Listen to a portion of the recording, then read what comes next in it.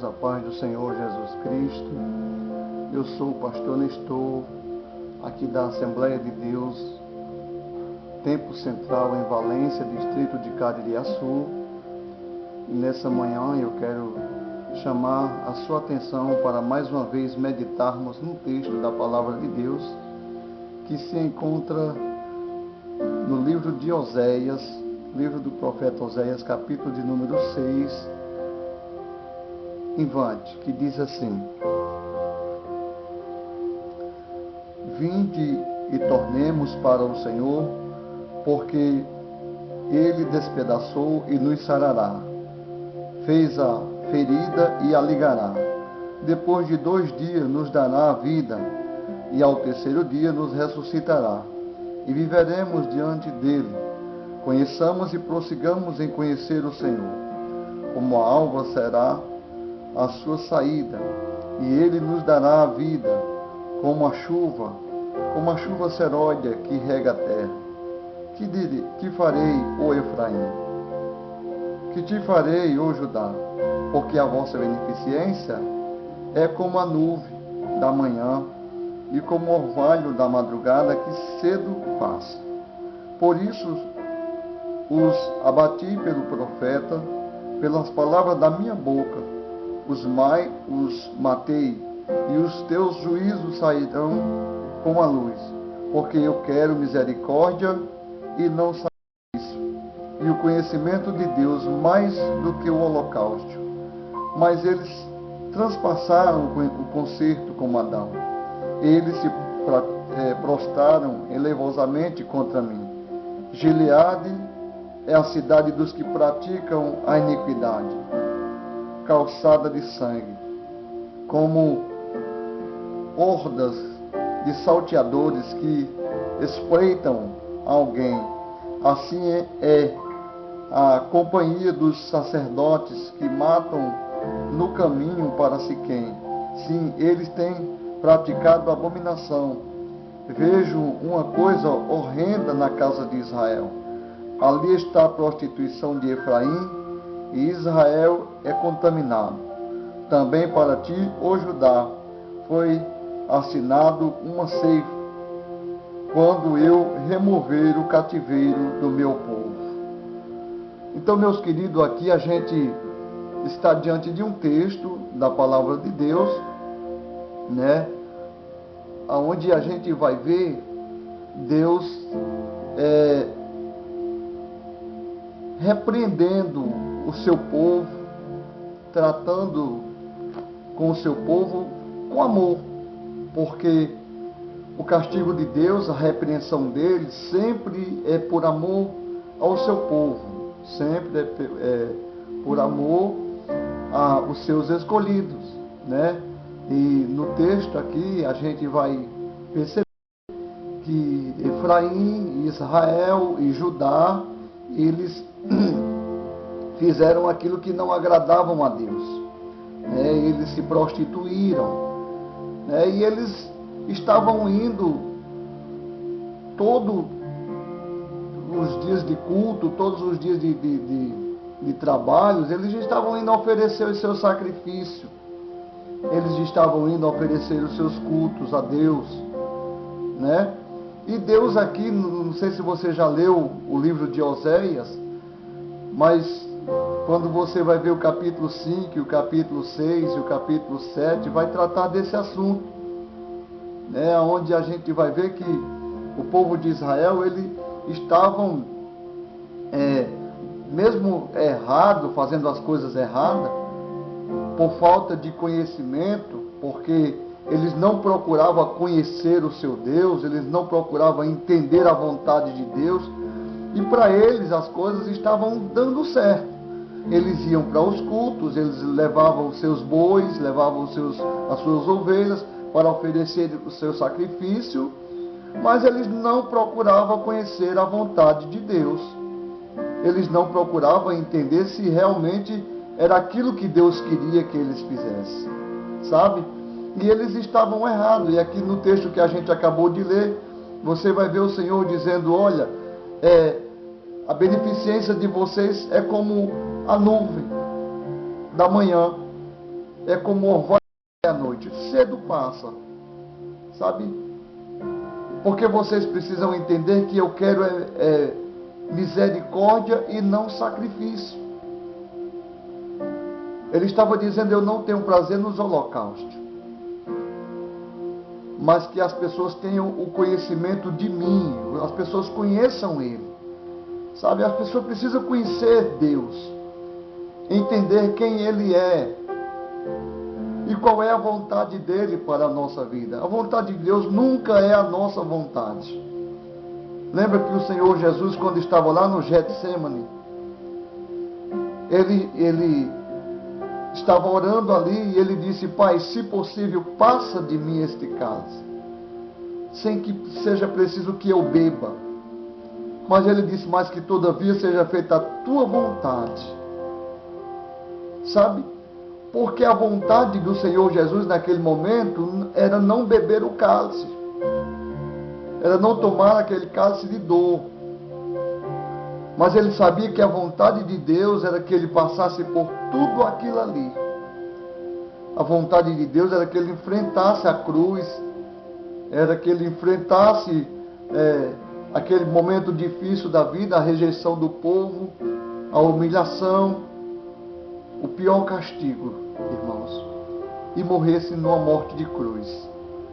Essa era a vontade de Deus, porque ele estava ali levando o pecado do povo, levando o pecado da humanidade, naquela cruz nas suas costas, né? Então a vontade de Deus tinha que ser aquela mesma, ele tinha que morrer daquela forma, para que eu e você hoje pudesse ter vida, sabe? E a gente precisamos conhecer a vontade do Senhor para não fazer como Israel fez. Pois Deus não estava mais satisfeito com o sacrifício que eles faziam. Deus não estava mais satisfeito com os cultos que eles faziam. Porque para Deus o que interessa não é os cultos. Para Deus o que interessa não é os holocaustos que a gente faz, mas que a nossa vida venha a ser um culto para Deus. Lembra que o apóstolo São Paulo fala em Romanos capítulo 12, verso 1? Rogo-vos, pois, irmãos, que apresentei os vossos corpos como sacrifício vivo e santo e agradável a Deus, que é o vosso culto racional. Então a nossa vida precisa ser um culto para Deus. A nossa vida precisa ser um verdadeiro holocausto para Deus, um sacrifício para Deus, sabe? E não tem como a gente viver assim ou fazer dessa forma se a gente não conhecer a vontade de Deus. Qual é a vontade de Deus para a minha vida? Não tem como eu viver uma vida diferente, ou em novidade de vida, ou em santidade, ou de uma forma que agrade a Deus, se eu não tiver conhecimento das Escrituras Sagradas, se eu não procurar conhecer o Senhor. Então o Senhor fechou as portas ali para Israel, Ele causou a ferida no povo, nas 3 casas de Israel, ou seja, que são 2 casas, mas aqui ele fala de Israel. Ele fala de Efraim, fala de Israel e fala de Judá. Né? Então, ele causou ali a ferida, ele causou ali a dor, o sofrimento, fechou as portas para ele, para Israel procurar conhecer o Senhor. No capítulo de número 6, ele vai dizer assim para vocês: quando estiver vivendo um momento mais difícil das vossas vidas, me procurar pela madrugada. E aí, quando vocês me procurar pela madrugada, eu vou me revelar para vocês. Aí a gente vai ver o capítulo 6, ele dizendo, aliás, isso que eu falei foi no capítulo 5. O capítulo 6 ele vai dizer: prossigamos em conhecer o Senhor. Viemos e prossigamos em conhecer o Senhor. a gente precisamos conhecer o Senhor, entender qual é a vontade dele, porque às vezes a gente está passando por esse momento que Efraim, Judá e Israel estavam passando. Talvez a gente esteja sendo ferido ou morto pela boca dos profetas ou pela palavra de Deus, porque a gente não conhecemos o Senhor, porque a gente não entendemos a vontade de Deus e estamos na contramão da vida, e estamos passando por a noite escura da nossa vida. Porque muitas vezes, meus queridos, a noite escura da nossa vida, quem faz é a gente. Quem escolhe andar por a noite escura é a gente. Jesus disse no capítulo 8 do Evangelho de São João, se eu não me engano é o versículo, a partir do versículo 11, se eu não me engano, ou é o versículo, não me lembro o versículo, mas ele vai dizer no capítulo 8 do Evangelho de São João: eu sou a luz do mundo. Quem me segue não andará em trevas, porque achou a luz da vida. Então, meus queridos, ele é a luz do mundo, e a gente às vezes decide andar por a escuridão da vida. Porque a gente quer. Em um outro vídeo que eu gravei, eu falei do capítulo 30 de Deuteronômio, onde ele diz: eis que eu ponho diante de vós a bênção e a maldição, a vida e a morte. Escolha a bênção para que viva. Então, meus queridos, a gente vai ver que a escolha da nossa vida, quem faz é a gente. Tudo está diante da gente. Só que para a gente escolher o caminho certo, a gente tem que entender a palavra de Deus. Ah, pastor, mas eu não sei ler.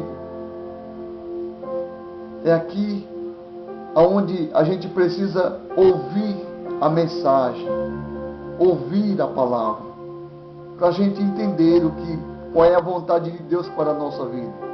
É aqui onde a gente precisa ouvir um vídeo como esse, para a gente entender a vontade de Deus para a nossa vida. Pois no livro do Apocalipse também está escrito: bem-aventurado aqueles que ouvem a palavra desta profecia.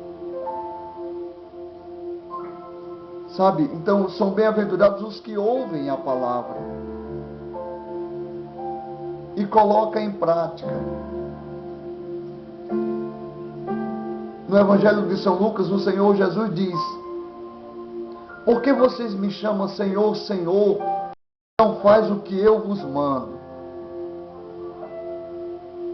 Porque todos aqueles que obedecem a minha palavra, eu comparo ele a um homem prudente, que edificou a sua casa sobre a rocha, e caiu a chuva sobre ela, transbordaram o rio, e ela não caiu, porque estava firme em uma rocha. Mas aqueles que ouvem a minha palavra e não dá crédito, não a executa, eu comparo ele a um homem insensato, que edificou a sua casa sobre areia, e bateram a chuva, transbordaram os rios, e foi grande a queda daquela casa, porque estava edificada sobre areia. Amados,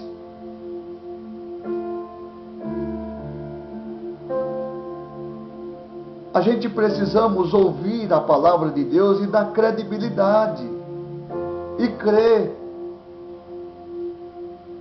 e começar a mudar. O Senhor Jesus disse: conheça a verdade vos libertará.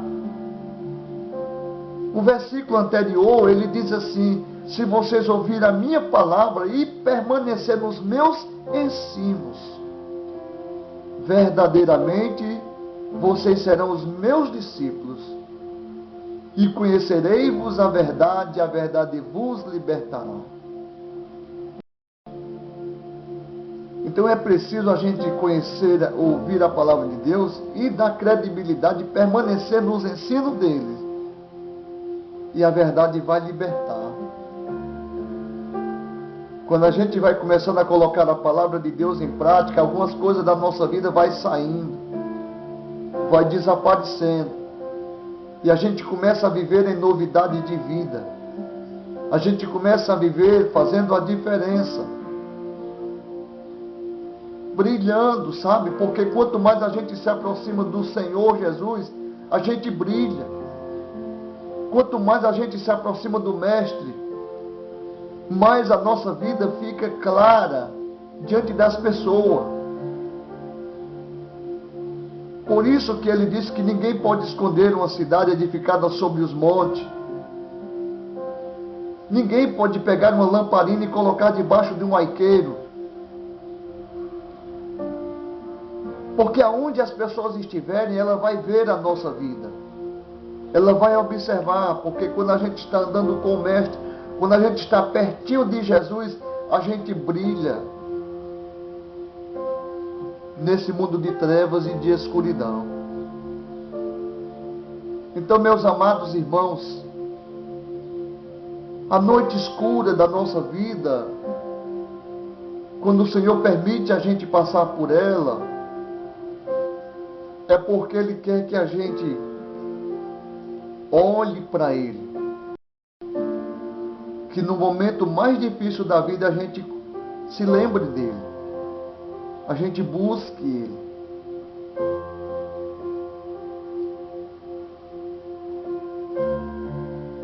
E Ele diz para nós: buscar-me-ei e me acharei quando me buscar de todo o vosso coração. Quando a gente começar a buscar o Senhor, Ele vai se revelar para a gente. E vai mudar o nosso quadro de vida. Eu não sei que tipo de situação você está vivendo. Mas o Senhor tem algo grande para você. Amém? Receba essa palavra nesta manhã. Que o Senhor Jesus te abençoe. Você que não aceitou Jesus ainda e quer aceitar Ele nessa manhã, eu quero orar por você. Você que está querendo se reconciliar com Ele também, eu quero orar por você. E quero orar abençoando a sua casa, a sua família. Você também que está me ouvindo também nessa manhã. Ore comigo, fecha teus olhos. Pai Santo e Todo-Poderoso, em nome de nosso Senhor Jesus Cristo, eu oro por esta pessoa, Senhor. Ó Deus, que está te confessando hoje, por esta pessoa que está se reconciliando hoje, também por essa pessoa, Senhor, que ouviu a Tua palavra, ó Deus querido, e está vivendo esta situação.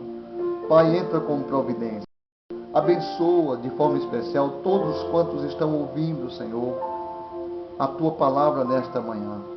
Pai querido, aqueles que pediram oração, aqueles que colocaram o seu pedido de oração, Senhor, toma eles nas Tuas mãos. O Senhor conhece a necessidade do Teu povo, a necessidade dos Teus servos, Senhor. Entra com providência, Senhor. Faz conforme a Tua vontade. Abençoa de forma especial todos os Teus filhos, Pai, em toda parte da terra. Assim eu quero Te louvar, Senhor, nesta manhã por tudo e já Te agradecer em nome de nosso Senhor e Salvador Jesus Cristo. Amém. Que Deus abençoe você, você que está passando por alguma dificuldade, quer oração, aí embaixo do vídeo tem comentário, faça seu pedido de oração e nós estaremos orando por você. Amém? Que Deus em Cristo vos abençoe em nome de Jesus.